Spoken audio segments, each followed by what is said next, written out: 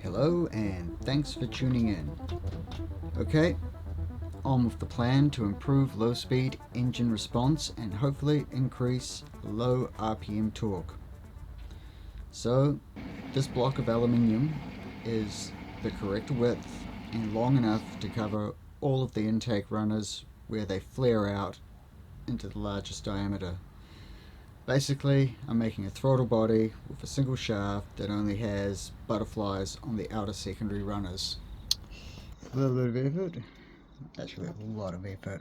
Get the intake manifold off. Gonna add a flange in here, and we're gonna put our new double throttle blade set up in here. Actuator out the back. Mount the, this is probably stuff, things. So different, so messy. So what we're going to do is we're going to cut it through here, insert this new block into there with regard to the mount, which is that mount, which has the throttle cable on it. Then we'll move these trumpets further back, flange that, put that in between with through bolts, bolt the two together, and yeah, we're going to put a flange through here because this was a nightmare to get off. Which is a little bit more work, and then I'm going to, I don't know, I guess I'll repaint it and give it another go.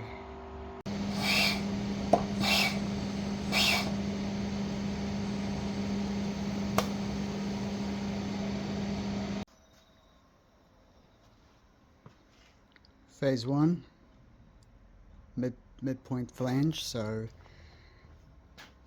when I actually come to reinstall it in the boat I can actually do it because I couldn't get in there very easy before. Now it should be a lot easier. I'm going to put the top back where it was, got the jig in place so the plenum will end up back where it was, and then we'll cut the section out and add our butterfly section for the plenum, so it'll be welded to the plenum, welded to the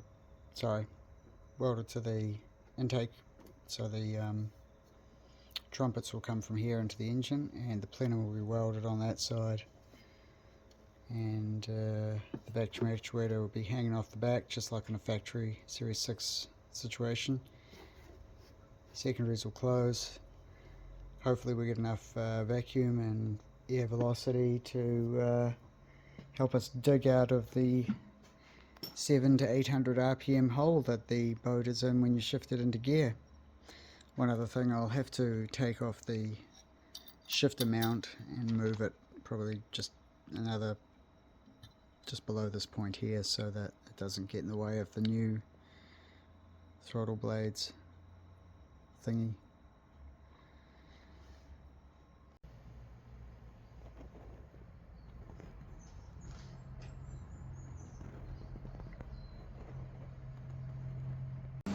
Well, it's the end for this one.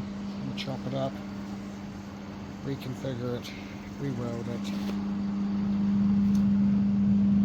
At that's part of it. There we go.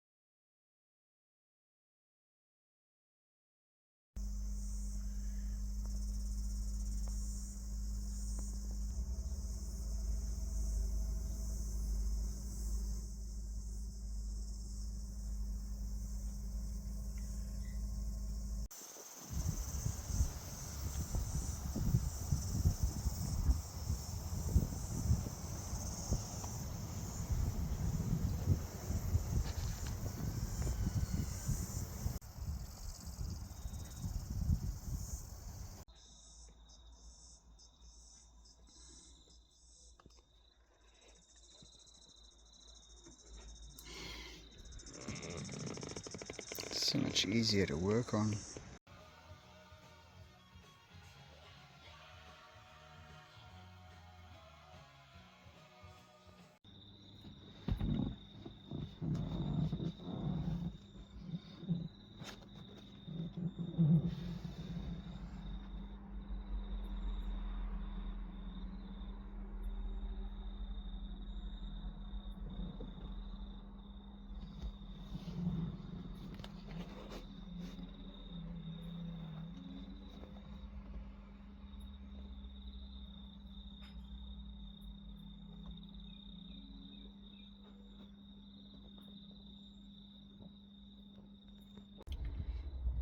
Well, at first everything looked really good. Double throttles shut just like they were meant to. Only thing is I hadn't quite figured it out, but when the engine reaches operating temperature, they don't work anymore. So I had to do a rethink. So what I've done is on the Power FC, I've turned the sequential turbo stuff back on, and I took the wire from the double throttle control for the solenoid, which is under here, my fingers are moving, and I changed the wire at the computer so that it was the charge control solenoid, and then I lowered the turbo transition to 1500 RPM, and now it seems to work quite nicely, and the double throttles are closing, blocking the secondaries off until 1500 RPM, and it's opening and closing rather flawlessly. So it's finally time for the third sea trial, and hopefully this time it'll dig out of the hole. But with the bath test, it was able to rev up and spin rather freely, so I think we're in business. So next good day, we're back on the water for some testing. Looks like it could be another week before the weather gets good, but until then, sweet. Well, the sea trial was a disaster. The engine did not run right, and no footage was taken to show our complete disappointment. So, next.